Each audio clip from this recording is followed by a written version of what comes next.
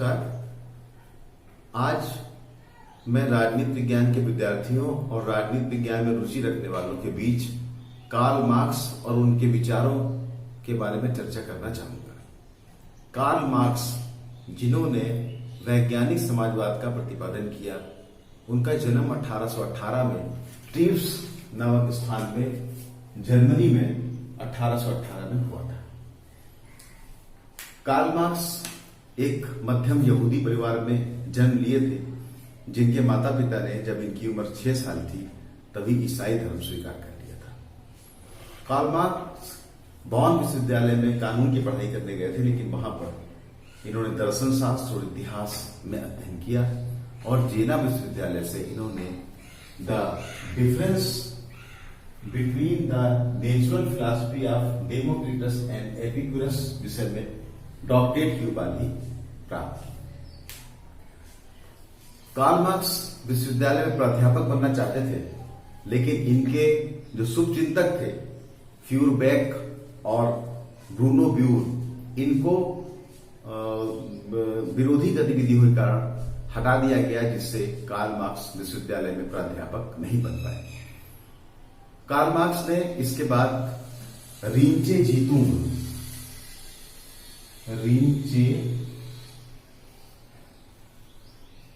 जीतूंग नामक समाचार पत्र के संपादन का काम शुरू किया, लेकिन क्रांतिकारी विचारों के होने के कारण इनको संपादन कार्य बीच में छोड़ना पड़ा और इस समय उन्होंने कई देशों में घूमकर समाजवादियों के विचारों का अध्ययन किया। इसके बाद 1843 में जब ये 25 वर्ष के थे, उस समय इनका विवाह हुआ और ये पेरिस चले गए। पेरिस में जाकर के इन्होंने फ्रैंको जर्मन शब्दकोश का संपादन काम शुरू किया, लेकिन वहां पर भी विरोधी गतिविधियों के कारण इनको संपादन कार्य बीच में ही रोकना पड़ा। 1845 में कार्ल मार्क्स इंग्लैंड चले गए और अंत समय तक वहीं पर रहे, जहां पर इनकी मुलाकात एंजल्स से हुई। ये मुलाकात इनकी साहित्यिक मित्रता बन गई और मार्क्स ने जो मार्क्सवाद का प्रतिपादन किया, उसमें एंजल्स की बहुत बड़ी भूमिका थी। 1848 में कार्ल मार्क्स ने साम्यवादी घोषणा पत्र को प्रतिपादित किया, जिसको कम्युनिस्ट मैनिफेस्टो बोलते हैं, और ये समाजवादियों के धर्म ग्रंथ के रूप में भी माना जाता है। इसकी रचना के बाद से ही वैज्ञानिक समाजवाद का युग प्रारंभ हुआ था। 1845 में इंग्लैंड में रहने वाले वो जर्मन लोग जो वहां पर रहते थे, उनके बीच में वर्कर्स एजुकेशन यूनियन की स्थापना की और इन्होंने लंदन में ही 1864 में अंतर्राष्ट्रीय श्रमिक वर्ग समुदाय की भी स्थापना की। 1883 में इनका देहावसान हो गया और जब इनका देहावसान हुआ तो उस समय जो इनका मृत्यु संदेश पढ़ा गया था, उसमें यह कहा गया था कि जीवन में उनका उद्देश्य प्रत्येक संभव तरीके से पूंजीवादी समाज के अंत का प्रयत्न करना था। संघर्ष उसके जीवन का मुख्य तत्व था और उसने ऐसे अदम्य उत्साह, साहस और सफलता से संघर्ष किया जिसकी कोई बराबरी नहीं कर सकता। परिणामतः वह अपने समय का सबसे अधिक घृणा और श्रद्धा का पात्र व्यक्ति था। उसका नाम और कार्य युग युग तक जीवित रहेगा। कार्ल मार्क्स ने अपने जीवन में विभिन्न प्रकार की रचनाएं की। आइए देखते हैं उनकी कुछ रचनाओं का विवरण। सबसे पहले आप देखें कि हीगल की अधिकार संबंधी धारणा की आलोचना की प्रस्तावना, an introduction of the criticism of the Hegel's philosophy of right.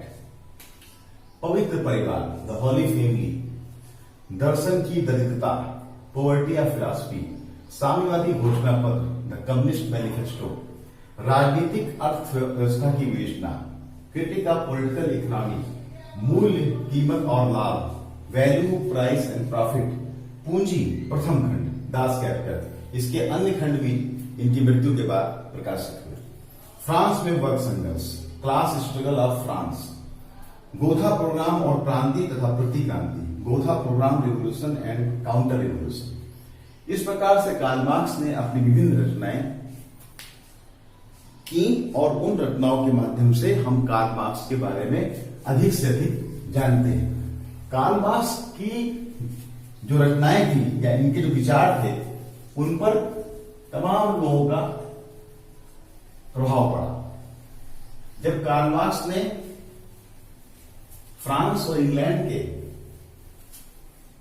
विचारकों का अध्ययन किया तो उसमें फ्रांस में Charles Fourier, Louis Blanc, Saint Simon, Nile Babeuf और इंग्लैंड में William Thompson, John D Spendy, ये ऐसे विचारक थे जिन्होंने समाजवाद के बारे में अपने विचारों का प्रतिपादन किया।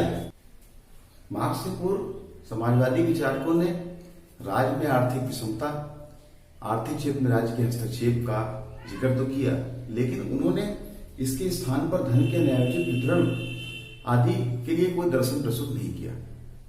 वेपर ने बहुत सही कहा कि उन्होंने सुंदर गुलाब के फूलों की कल्पना तो की, लेकिन गुलाब के वृक्षों के लिए कोई धरती तैयार नहीं की।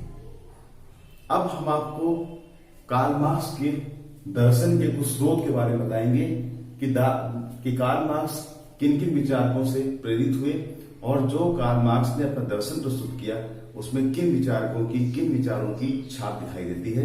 तो इसके लिए आप देखिए कि हीगल, जैसे कि पहले भी चर्चा कर चुके हैं हम लोग कि कार्ल मार्क्स हीगल के दर्शन से बहुत प्रभावित थे और हीगल का यह मानना था कि जो विकास की प्रक्रिया है वो सीधी नहीं है, वो टेढ़ी मेढ़ी है, जिसको उन्होंने द्वंद्व का नाम दिया।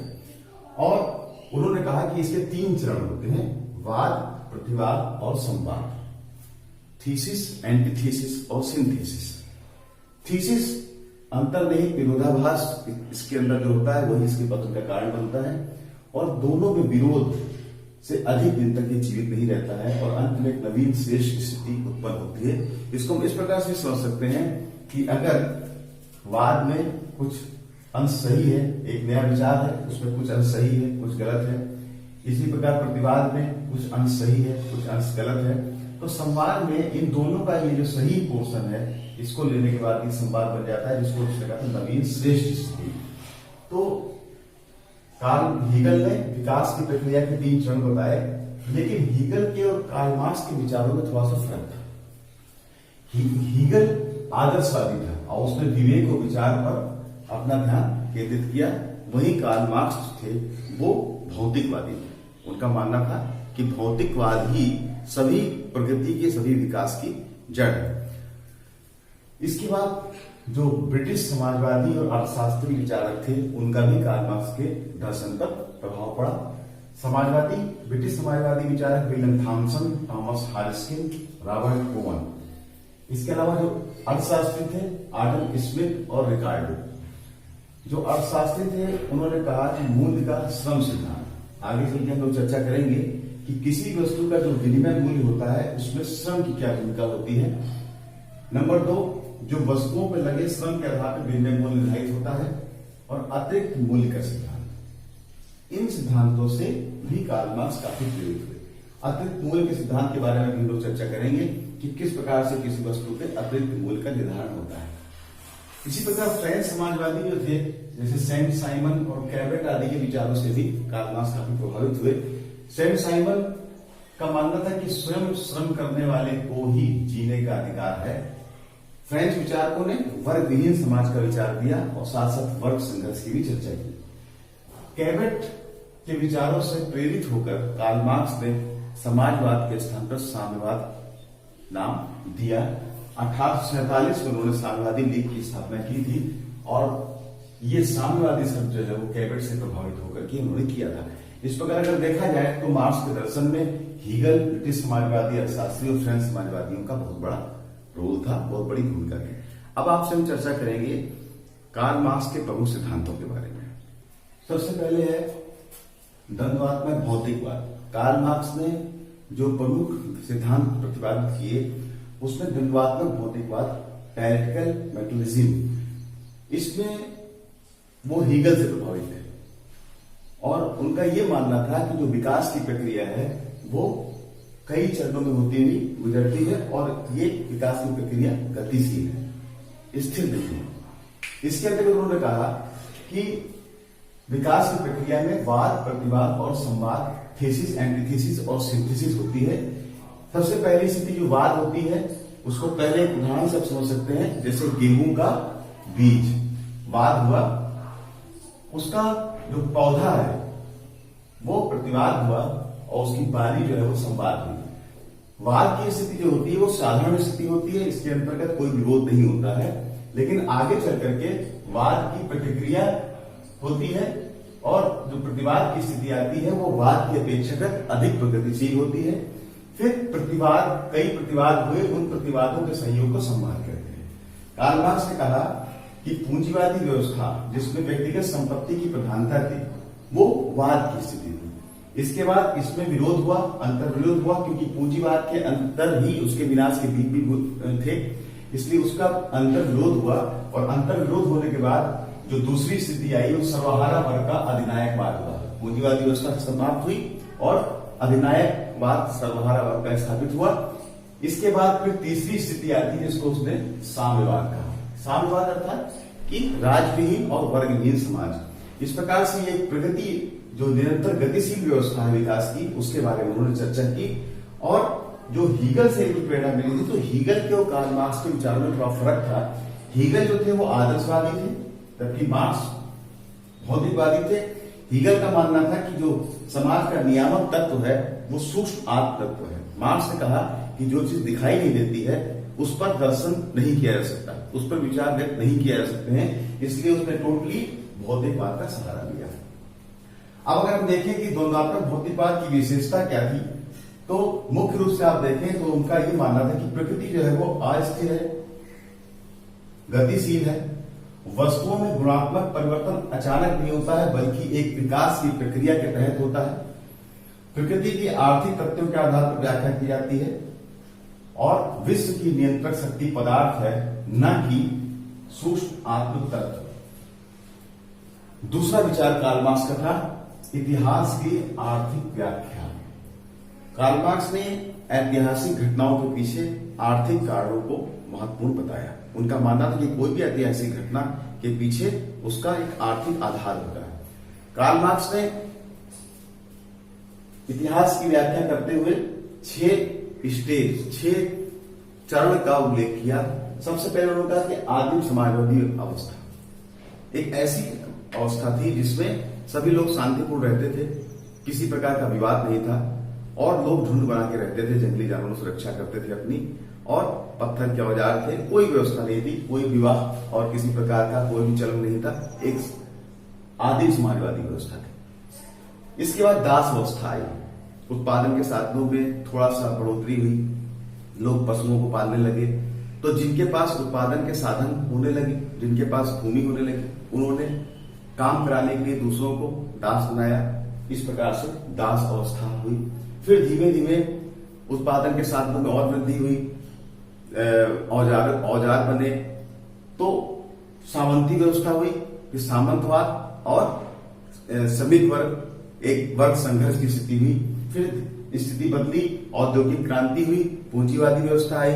वर्ग संघर्ष अभी भी थे, वर्ग अभी भी थे, लेकिन पूंजीवादी व्यवस्था में जो पूंजीपति थे वो श्रमिकों से कार्य लेते थे, उनको श्रम देते थे।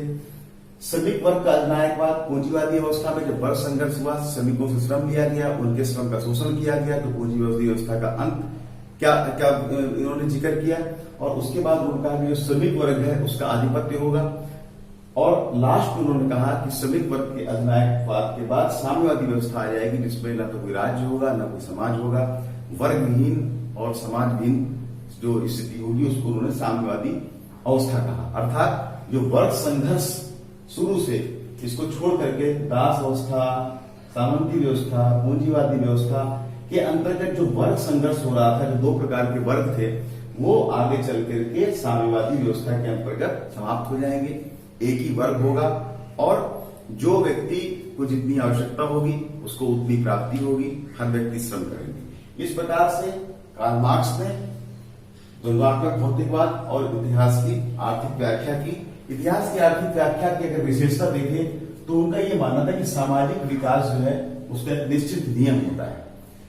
किसी महापुरुष के विचार या ऐसी कोई बात जिससे कि ऐतिहासिक घटना घट जाए, ऐसा नहीं होता है, बल्कि निश्चित नियम होता है।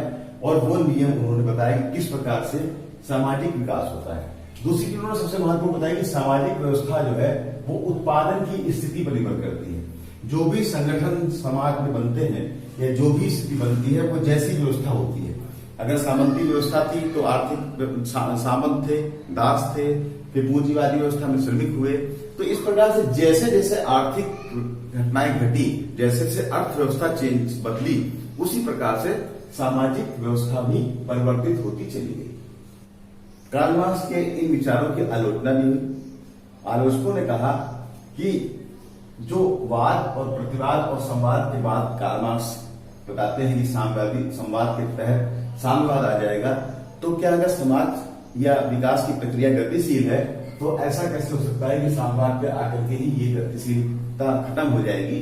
और उन्होंने कहा कि अगर इतिहास की आर्थिक व्याख्या की जाए और सारा आधार इतिहास का आर्थिक आधार कर दिया जाए तो ये भी ठीक नहीं है, क्योंकि ऐतिहासिक घटनाएं आर्थिक आधार के साथ साथ और भी कई प्रकार के तत्वों से होती है। कभी कभी इसमें संयोग भी होता है, जैसे इंग्लैंड में आपने देखा कि पार्लियामेंट्री व्यवस्था जो है, संसदीय व्यवस्था, एक संयोग का ही परिणाम है। इसके अलावा बहुत सारे महापुरुषों के विचार, महापुरुषों के सिद्धांत के द्वारा भी ऐतिहासिक घटनाएं हुई। तो ये नहीं कहा जा सकता है कि इतिहास में सिर्फ आर्थिक व्यवस्था के आधार पर ही परिवर्तन संभव है, बल्कि ऐतिहासिक घटनाएं आर्थिक आधार के अलावा अन्य तत्वों से भी की जा सकती हैं। कार्ल मार्क्स ने अतिरिक्त मूल्य का सिद्धांत भी प्रतिपादित किया, theory of surplus value. Karl Marx का कहना था कि एक तो यूज वैल्यू होती है, उपयोग मूल्य, दूसरा होता है विनिमय मूल्य यानी एक्सचेंज वैल्यू। ये तो वो मूल्य है जिसके लिए उपयोगी है, किसी जैसे प्यासे के लिए पानी है तो ये उपयोग मूल्य होता है। दूसरा होता है विनिमय मूल्य, जो एक खरीदार जो है वो किसी चीज को खरीदने पर उसका मूल्य चुकाता है, वो विनिमय मूल्य होता है।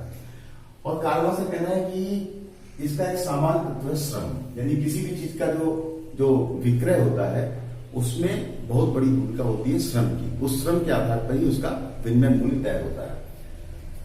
अतिरिक्त मूल्य जो है ये क्या है? कार्ल मार्क्स के अनुसार ये उन दो मूल्यों का अंतर है जिसे मजदूर एक तो जो पैदा करता है और जो वो पाता है। जैसे उदाहरण के लिए उन्होंने कहा कि किसी भी एक चीज की माली लागत जो है वो 8 रुपए है और उस पर श्रम दिया गया 6 रुपए और उसको बेचा गया 20 रुपए पर। तो ये जो 6 रुपए का जो अतिरिक्त मूल्य है ये एक श्रमिक के श्रम का शोषण है, क्योंकि श्रमिक ने श्रम किया और उसने पाया 6 रुपए और उसमें अंतर जो 6 रुपए का आया ये एक अतिरिक्त मूल्य है, एक सरप्लस वैल्यू है जिसका फायदा पूंजीपति उठाता है और श्रम जो है वो श्रमिक करता है। तो इस प्रकार से अतिरिक्त मूल्य का सिद्धांत मार्क्स ने दिया और ये कहा कि कोई भी चीज जो उत्पादित होती है उसमें श्रम की बहुत बड़ी भूमिका होती है। कार्ल मार्क्स के अतिरिक्त मूल्य के सिद्धांत की भी आलोचना की गई और इसमें कहा गया कि कोई भी चीज जब उत्पादित होती है तो उसमें जो है उत्पादित सामग्री जो लागत आती है और श्रम के अलावा बहुत सारी चीजें होती हैं, जैसे प्रबंध मैनेजमेंट, उसका वस्तुओं का निर्माण, उस व्यवसाय, तैयार की गई वस्तु के लिए बाजार ढूंढना, तो ये सब चीजें भी होती हैं जो उस वस्तु के मूल्य को निर्धारित करती हैं। तो अंत में आलोचकों ने कहा कि पूंजीपतियों के अन्याय का एक खाली प्रचार मात्र था। तो जो कार्ल मार्क्स ने अतिरिक्त मूल्य के सिद्धांत को जो प्रतिपादित किया ये भी समाजशास्त्रियों को बहुत बड़ी देन है। मार्क्स ने पूंजीवादी व्यवस्था का भी विचार प्रतिपादित किया। मार्क्स के अनुसार पूंजीपति जो है वो पूंजी का केंद्रीकरण करते हैं। अब पूंजी का केंद्रीकरण से मतलब ये हुआ कि उन्होंने किसी चीज का उत्पादन किया, वो चीज बिकी, विनिमय मूल्य आया, जिस विनिमय मूल्य में उनको अतिरिक्त श्रम की धनराशि प्राप्त हुई, उस अतिरिक्त श्रम से प्राप्त धनराशि से उन्होंने उत्पादन के साधनों को बढ़ाया, अपने व्यापार को, अपने उद्योगों को विकसित किया, अंतर्राष्ट्रीय स्तर तक ले गए और इस बढ़ोतरी से जो है उनके उत्पादन में वृद्धि हुई। जब उत्पादन में वृद्धि हुई तो चीजों की लागत में कमी आई। जब लागत में कमी आई तो जो छोटे उद्योगपति थे, छोटे छोटे जो उद्योग थे, वो उनसे प्रतियोगिता नहीं कर पाए और वो बंद हो गए। इस प्रकार उन उद्योगों पर उन पूंजीपतियों का एकाधिकार हो गया और पूंजी का केंद्रीकरण हो गया। इसका दूसरा नतीजा क्या हुआ कि श्रमिकों की जो निर्धनता थी वो बढ़ती चली गई, क्योंकि श्रमिक बढ़े और पूंजीपतियों का एक लक्ष्य था पूंजी को केंद्रित करने के लिए उन्होंने श्रमिकों का शोषण किया। मजदूरों का दमन किया, उससे उनमें असंतोष उत्पन्न हुआ और पूंजीवाद के अंत की संभावना बढ़ती चली गई।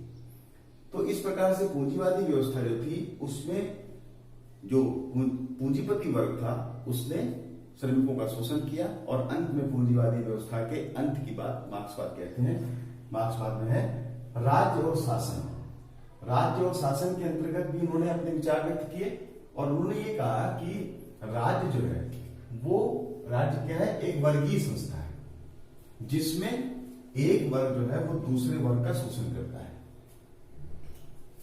शोषक वर्ग के हितों की रक्षा राज्य के द्वारा की जाती है। जो अंतरिम काल मतलब ये कि जो पूंजीपतियों का अंत हो रहा है, पूंजीवाद समाप्त हो रहा है और साम्यवाद आने वाला है, उसके बीच की स्थिति जिसको उन्होंने अधिनायक पद कहा, सर्वहारा वर्ग का अधिनायक तत्व, उस अंतरिम काल में पूंजीपतियों को कुचलने के लिए राज्य की शक्ति का प्रयोग किया गया। अर्थात कहने का मतलब यह है कि राज्य एक वर्गीय संस्था है जिसकी उस उत्पत्ति का कारण वर्ग विभेद है और राज्य अपने शासन के द्वारा शोषक वर्ग के हितों की बराबर रक्षा करता आया है। इन दोनों ही विचारों की आलोचना भी हुई। लोगों का कहना था कि पूंजीवादी व्यवस्था में श्रमिकों का दमन ही नहीं हुआ बल्कि उनके कल्याण के लिए विभिन्न प्रकार की योजनाएं की गई, श्रमिकों के साथ श्रमिकों की स्वास्थ्य की बात भी हुई। तो इस प्रकार से ये नहीं कहा जा सकता है कि पूंजीवादी व्यवस्था में श्रमिकों का सिर्फ शोषण ही शोषण हुआ और राज्य जो है, जैसे उन्होंने कहा कि एक वर्गीय संस्था है और एक समय ये समाप्त हो जाएगी, एक समय ऐसा आएगा जब राज्य विहीन समाज होगा। तो राज्य एक स्थायी संस्था है जो किसी वर्ग के शोषण के लिए नहीं बल्कि एक नैतिक संस्था है जिसके अंतर्गत रहने वाले सभी लोग का सर्वांगीण विकास हो, ऐसा राज्य का लक्ष्य होता है। लेकिन इसके साथ भी कार्ल मार्क्स ने जो अपने विचार प्रतिपादित किए वो काफी उपयोगी थे। कार्ल मार्क्स ने प्रजातंत्र, धर्म और राष्ट्रवाद के बारे में भी विचार व्यक्त किए। कार्ल मार्क्स का कहना था कि प्रजातंत्र में जो है वो श्रमिकों की रक्षा संभव नहीं है और किसी भी महत्वपूर्ण परिवर्तन के लिए प्रजातंत्र जो है वो प्रभावहीन है। धर्म के बारे में उन्होंने कहा कि ये जनता के शोषण का साधन है और भाग्यवाद का एक रूप है। राष्ट्रवाद से भी सहमत नहीं थे। उनका तो मजदूरों का कोई देश नहीं होता है, विश्व के श्रमिकों तुम एक हो जाओ। कार्ल मार्क्स के इस विचार की विरोध भी हुआ, आलोचना भी हुई और लोगों का ये मानना था कि प्रजातंत्र जो है उसमें सभी की रक्षा होती है। प्रजातंत्र में खाली एक वर्ग को ही नहीं बल्कि सभी की रक्षा उसमें की जाती है और धर्म जो है वो खाली शोषण का साधन नहीं, भाग्यवाद ही नहीं बल्कि वो एक नैतिक स्थिति को प्रदान करने के लिए भी कार्य में आता है और धर्म के द्वारा नैतिकता का पाठ भी पढ़ाया जाता है। राष्ट्रवाद जो है बहुत बड़ी ताकत के रूप में उभर करके आया है। अब अगर देखा जाए तो मार्क्सवादी पद्धति थी उसमें पूंजीवादी व्यवस्था का शक्ति के द्वारा अंत, जबकि इसको लोगों ने ये भी कहा कि शक्ति जो है ये शक्ति के द्वारा किसी चीज को अंत या हिंसा को बढ़ावा नहीं देना चाहिए। लेकिन कार्ल मार्क्स ने कहा था कि पूंजीवादी व्यवस्था का अंत ऐसे नहीं होगा बल्कि इसके पीछे शक्ति होगी और उन्होंने मजदूरों से आह्वान किया है कि तुम क्रांति के लिए लंबी तैयारी के लिए तैयार हो जाओ, अपने संगठन को मजबूत करो और इसमें अन्य वर्गों को भी साथ में लाओ। जो मार्क्सवादी कार्यक्रम था उसमें कार्ल मार्क्स ने यह कहा कि पूंजीवादी व्यवस्था के विरुद्ध क्रांति लानी होगी और उस क्रांति के बाद सर्वहारा वर्ग का अधिनायक तत्व की स्थापना होगी, संपत्ति की व्यवस्था का अंत हो जाएगा, उत्तराधिकार की प्रथा समाप्त हो जाएगी, बैंकों पर राज्य का अधिकार हो जाएगा, विद्रोहियों की संपत्तियां जब्त कर ली जाएंगी, प्रत्येक व्यक्ति के लिए कार्य जरूरी होगा, कृषि उद्योग धंधे में संपन्न होंगे, देश की आबादी गांव शहर में बढ़कर दोनों के भेद मिटाए जाएंगे और बच्चों से काम लेना बंद होगा और इसके बाद राज्यहीन और वर्गहीन समाज की स्थापना होगी जिसमें सभी व्यक्तियों को समानता का अधिकार होगा। प्रत्येक व्यक्ति द्वारा योग्यता अनुसार कार्य और इस कार्य के बदले आवश्यकता अनुसार प्राप्ति की जाएगी। इस प्रकार मार्क्सवादी कार्यक्रम के अंतर्गत पूंजीवाद के स्थान पर राज्यहीन वर्ग की स्थापना पर जोर दिया गया। तो दोस्तों इस प्रकार कार्ल मार्क्स एक बहुत बड़े विचारक थे जिन्होंने वर्ग संघर्ष, अतिरिक्त मूल्य का सिद्धांत, द्वंद्वात्मक भौतिकवाद, पूंजीवाद आदि विषयों पर गहन चिंतन करके उसको एक मूर्त रूप देने का प्रयास किया और प्रारंभ से ही वो जो उपेक्षित वर्ग था, जो शोषित वर्ग था, उसके प्रति उनके मन में भावना थी और उसी के कल्याण के लिए उन्होंने एक पूरे के पूरे विचार का प्रतिपादन किया। तो दोस्तों आज का वीडियो आपको पसंद आया। ऐसी उम्मीद के साथ आज यही प्रेस को समाप्त करते हैं। धन्यवाद।